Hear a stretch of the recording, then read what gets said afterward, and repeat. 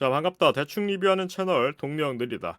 이번에는 오키나와에 다녀왔어. 이곳은 푸른 바다가 아름다운 휴양지로 유명한 곳인데, 보통 오키나와 여행 오는 사람들이 많이 찾는 이 국제거리를 시작으로 이번 여행기가 시작이 된다고 봐주면 좋을 것 같아. 뭐 딱히 굳이 다녀온 목적이나 이유는 없었고, 그냥 오랜만에 힐링 좀 하려고 방문을 하게 됐고, 오키나와 나하 공항에서는 이게 나처럼 뚜벅이들을 위해서 오키나와 시내까지 이어지는 이 모노레일이 있어.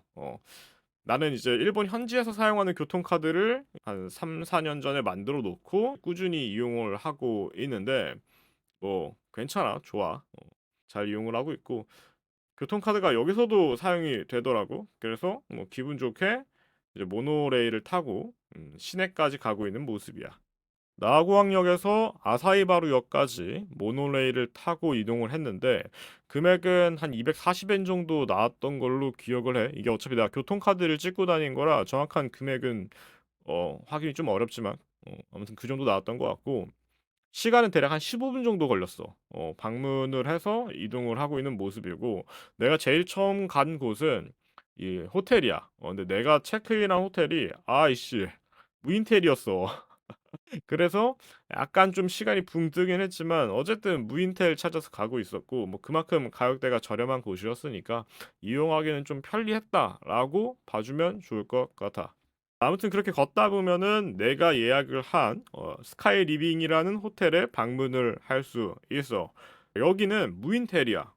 무인텔이기 때문에 일단 기본적으로 내가 호텔에서 바라는 서비스를 바라기에는 약간의 문제점이 있긴 있어.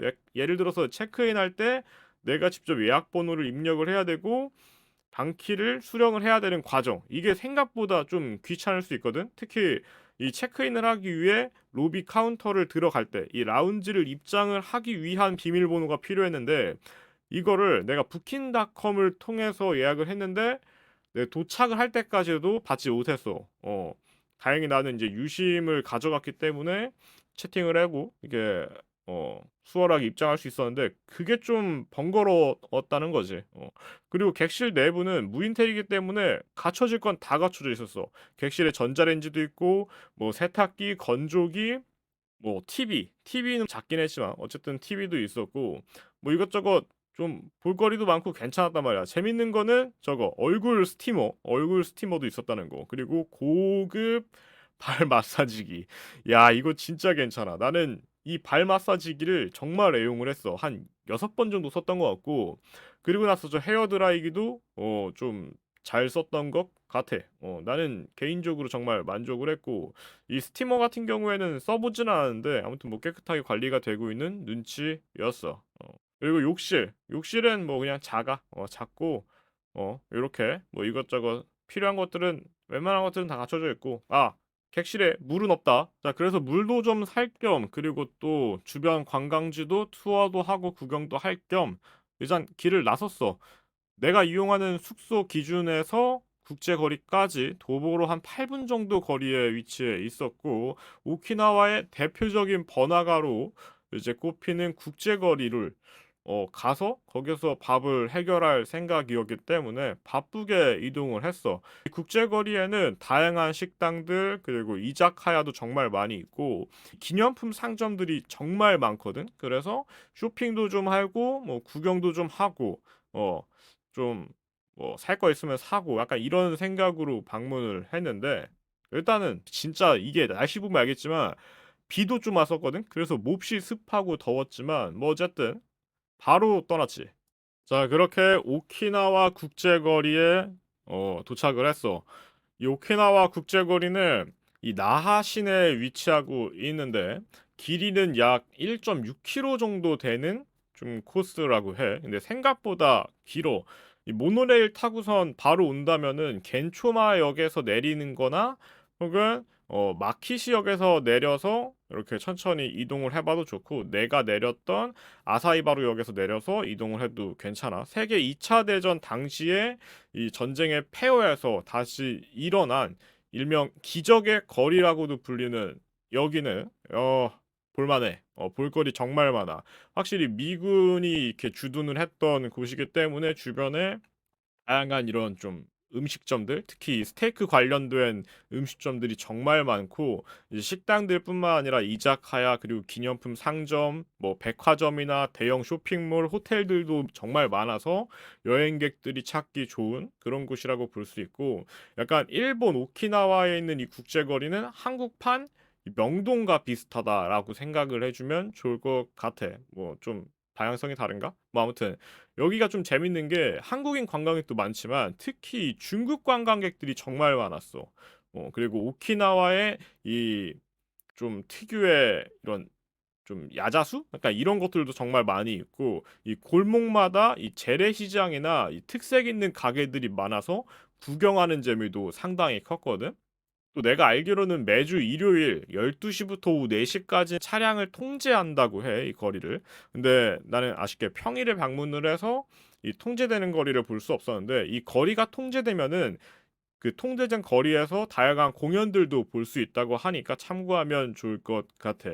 그리고 오키나와만의 이런 특별한 기념품을 뭐 찾다 보면은 뭐 카레나 소바 그리고 스테이크 그리고 뭐 가정식이나 라멘 등등을 볼 수 있는데 어 나는 이날 보통 스테이크를 먹고 그리고 다른 날들도 보통 스테이크를 많이 먹었던 것 같아. 주변의 물가가 여기가 막 저렴한 편은 아니야. 이 나하 지역 자체가 워낙 이 좀 외진 고립된 섬이다 보니까 확실히 일본 이런 도시들과 비교해서 금액대가 좀 있어. 자, 그렇게 나는 이제 점심 식사를 하려고 이 노렌가이라는 이 건물에 들어왔어. 여기에 정말 많은 이런 다양한 음식점들이 있었는데 되게 익숙한 한국 음식점들도 많이 보였어. 이렇게 한국어로 메뉴판이 적혀 있는 음식점들도 많이 있고 근데 내가 이 중에서 고른 곳은 이 노렌가이 내에 있는 류크 호르몬 포크맨이라는 이자카야였어. 여기가 워낙 사람들도 많이 있었고 이런 전체적인 분위기 이런 게 좀 깔끔했다는 말이야. 뭐 전체적인 분위기도 깔끔하기도 했고 괜찮았는데 이 포크맨의 가장 큰 장점은 메뉴판이 한글이야. 이 메뉴판이 한글이라는 게 이게 별거 아닌 것처럼 느껴질 수도 있지만 그래도 이왕이면 첫 번째 집 내가 이용하는 첫 집이 한글 메뉴판을 갖고 있다. 그리고 또 한국인에게 이렇게 친절하다. 이런 점 분명히 강점인 것 같았어. 메뉴판 보고 주문한 거는 하이볼 한 잔과 소고기 스테이크 하나였는데 200g 치고는 양도 좀 많았고 가격도 착했던 것 같아. 근데 자릿세가 있어. 이자카야 자릿세가 있어서 총 금액이 2,360엔이 나왔는데 이게 세금까지 다 한 금액이었고 맛은 준수했어. 그리고 배가 워낙 고팠기 때문에 더욱 맛있게 느낀 것 같기도 해. 그리고 하이볼이 맛있었어. 사실은 이 콜라 하이볼을 주문하고 싶었는데 아쉽게도 오키나와에서는 이 콜라 하이볼을 판매하는 곳이 없었던 것 같아. 내가 방문을 했던 곳들은 죄다 그랬어. 어, 그게 조금 아쉬웠고 그래도 혼자 와서 천천히 잘 먹고 잘 돌아다녔으니까 괜찮았던 것 같고 그렇지. 이거 이외에도 이제 돌아다니면서 다양한 것들을 계속 먹긴 했는데 내가 영상을 찍은 것도 있고 못 찍은 것도 있어서 뭐 다른 모습들은 내 블로그 후기를 좀 봐주면 좋을 것 같아. 자, 그렇게 스테이크 다 먹고 나서 후식으로 이 블루실에서 아이스크림을 하나 뚝딱 했어. 이 블루실 아이스크림 가격이 한 300원 정도 했던 것 같은데 뭐 어차피 동전으로 내가지고 정확하게 기억이 안 나. 가격은 뭐 그렇게 중요한 건 아니고 이 블루실이 이 오키나와 지역에 정말 많거든 매장이. 근데 그 매장에서 사 먹는 것도 맞지만 웬만하면은 마트, 대형 마트나 편의점에 가봐. 같은 아이스크림인데 담아놓은 게 훨씬 저렴하게 먹을 수 있거든. 그런 거 좀 감안하면 좋을 것 같고 이 300엔이면은 솔직히 하겐다즈 먹을 수 있어.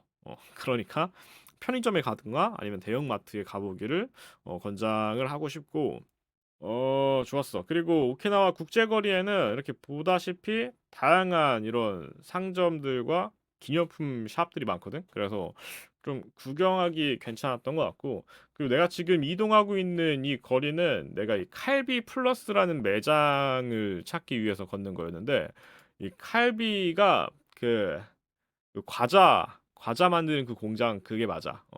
그 브랜드가 맞는데, 여기에는 그 칼비 매장에서 직접 이제 감자튀김을 바로 튀겨서 판매도 하고 아이스크림이나 뭐 다양한 요깃거리도 판다 해 가지고 이렇게 구글 맵 찾아서 열심히 가고 있던 모습이야. 저기 저 요 사거리를 기준으로 여기에 있거든 여기.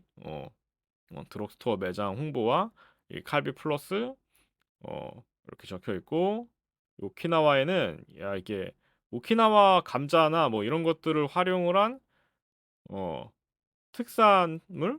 약간 좀 이런 패키지 상품들도 많이 있었어. 그래서 맛별로 다양하게 있는 이런 감자칩도 있고 오키나와 전용 상품들도 있고 해서 나도 고민을 하다가 몇 개 구매를 했는데 그때 과자 작은 과자 7개랑 네모난 거 하나 샀더니 한 1,700엔? 1,700, 1,800엔 요 정도 나왔던 것 같은데 뭐 잘 샀지. 난 잘 샀다고 생각해. 그리고 다시 또 길을 걸었어. 길을 또 열심히 걸어서 헤이와 거리? 요 헤이와 거리 쪽으로 들어가면은 요런 또 시장이 있었는데 이 헤이와 거리와 이 전통 시장을 쭉 구경을 했는데 요거 괜찮더라. 이 전통 시장으로 들어가는 입구가 총 두 가지가 있는데 이 돈키호테 국제거리 점 옆으로 들어오는 이 시장 거리가 있고 그리고 요 스테이크 88 스테이크 스테이크하우스 그쪽으로 들어가는 거리가 하나 있어. 근데 어느 쪽으로 들어가든 확실히 이 시장 특유의 전통적인 분위기, 이런 깔끔한 느낌을 느낄 수 있었고, 이 내부에서도 물건들을 정말 많이 팔아. 근데 뭐 가격이 어디가 더 저렴하고 어디가 좀 더 비싸다 비교하기는 좀 무의미했어. 아무래도 이 판매하는, 이 취급하는 상품의 가짓수가 정말 다양했고, 또 상품마다 그리고 이 매장마다 이 프로모션 하는 게 달랐어. 막 오키나와가 좀 재밌는 게 같은 상품이든 뭐 여러 가지 섞어 사든 3개를 사면 무조건 1,000엔이다. 혹은 뭐 5개를 사면은 무조건 2,000엔이다. 막 이런 식으로 패키지 상품을 많이 껴 팔았는데 야 이거 좀 괜찮더라. 약간 제주도 가면은 제주 초콜릿 뭐 5개 5상자에 10,000원, 막 7상자에 10,000원 약간 이렇게 파는 느낌? 이런 것들이 있었고 근데 이게 단순히 이런 그런 쇼핑 센터? 요런 샵들뿐만이 아니라 매장 그 뭐 마트 대형 마트에 가도 그런 껴 파는 상품들이 종종 보였고 심지어 내가 둘째 날에는 좀 늦게나마 수산시장에 갔었거든. 근데 수산시장에서도 뭐 5팩에 뭐 2,000엔, 3팩에 1,000엔 뭐 이런 식으로 팔더라고. 근데 한 팩 한 팩의 가격이 500엔, 뭐 400엔 막 이렇게 돼. 그러니까 오 이거 3팩 사는 게 솔직히 이득처럼 막 느껴지는 거야. 나중에 이제 기념품을 첫날에 오키나와 이 국제거리에서 구매를 했는데 그 당시 내가 구매했던 상품들도 막 3팩에 1,000엔 이런 상품들을 종종 샀거든. 근데 확실히 괜찮아. 이 가성비가 좀 괜찮았고 이 헤이와 거리 이 시장 쪽을 걷다 보면은 이런 일반 그런 뭐 샵들도 많이 있고 옷 파는 그런 매장들도 많이 있는데 그중에서 내가 유독 관심 있고 재밌게 봤던 곳들은 대부분 이런 술집들이나 이게 오키나와에서만 파는 뱀술이 있단 말이야. 이 뱀술들 구경하는 재미도 쏠쏠하고 맛도 보고 싶었지만 좀 독해. 이 뱀술이 좀 독하단 말이야. 이게 뱀술 파는 매장인데 오키나와 그 전통주들이랑 막 이것저것 모아놨는데 이거 복잡해. 그 가격들도 천차만별이야. 어떤 뱀술은 되게 비싸고 어떤 건 좀 저렴하고 이 뱀이 실제로 들어간 게 보이는 술들은 가격대가 엄청 높았어.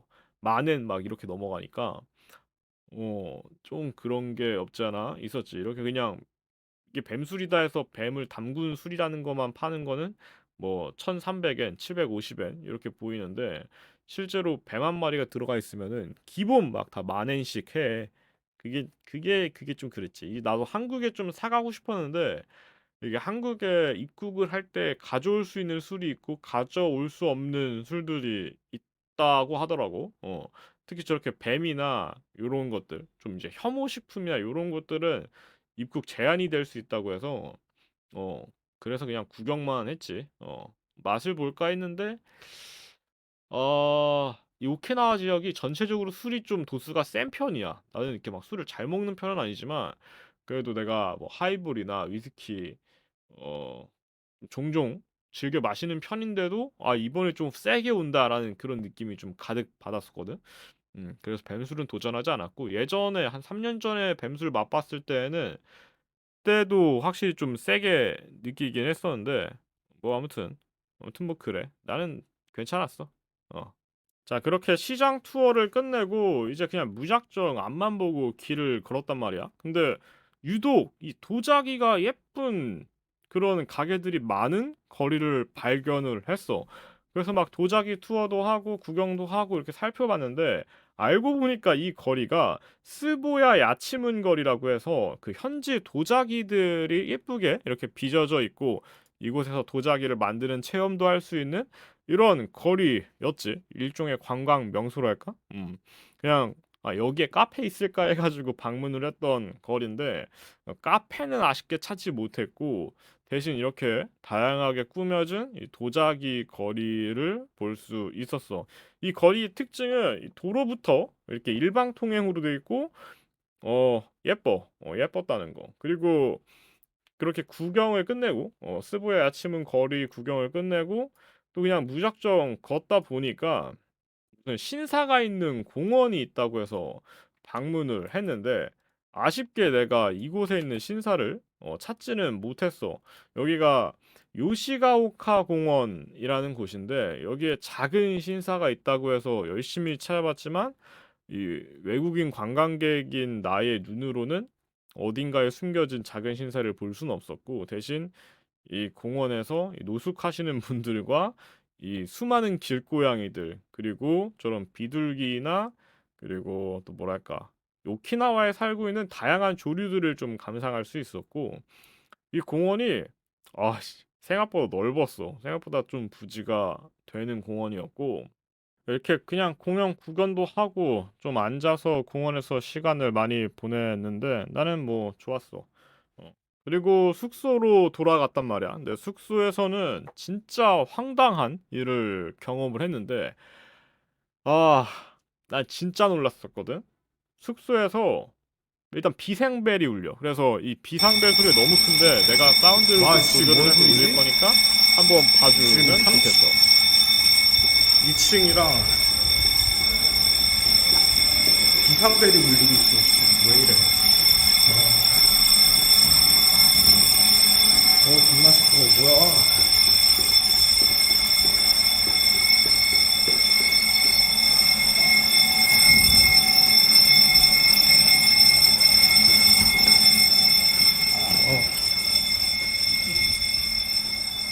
어이씨, 시끄러워. 와, 근데 벨 울린 지 한 3분? 3분 만에 오셨어. 쩐다.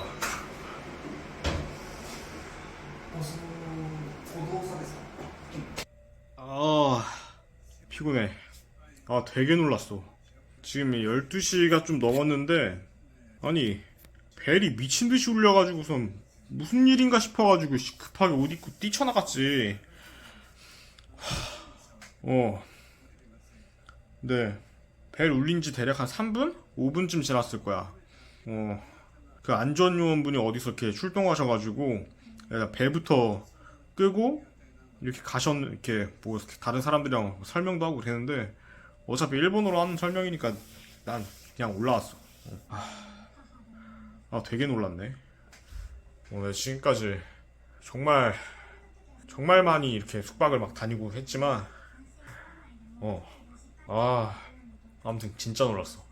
약간 좀 이제 좀 뭐랄까 놀랐지.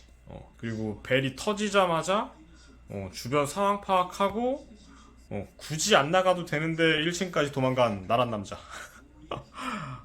이제 이 건물에 있는 여기 씨 보니까 웬만한 투숙객들은 지금 내가 다 얼굴을 한 번씩 봤단 말이야. 근데 한국인은 나밖에 없는 것 같아. 왜? 왜 안 오지? 여기 괜찮은데 숙박도 가격도 저렴하고 여기 좀 괜찮아. 근데 진짜 어떤 정신 나간 놈이 배를 누른 건지 아니면은 벨이 그냥 뭐 오작동을 했는지는 모르겠는데 와 근데 진짜 당황스럽네. 진짜 황당하네. 아씨 불난 줄 알고선 진짜 도망갔더니 급한 마음에 여권이랑 돈만 들고 나갔어. 핸드폰이랑. 아씨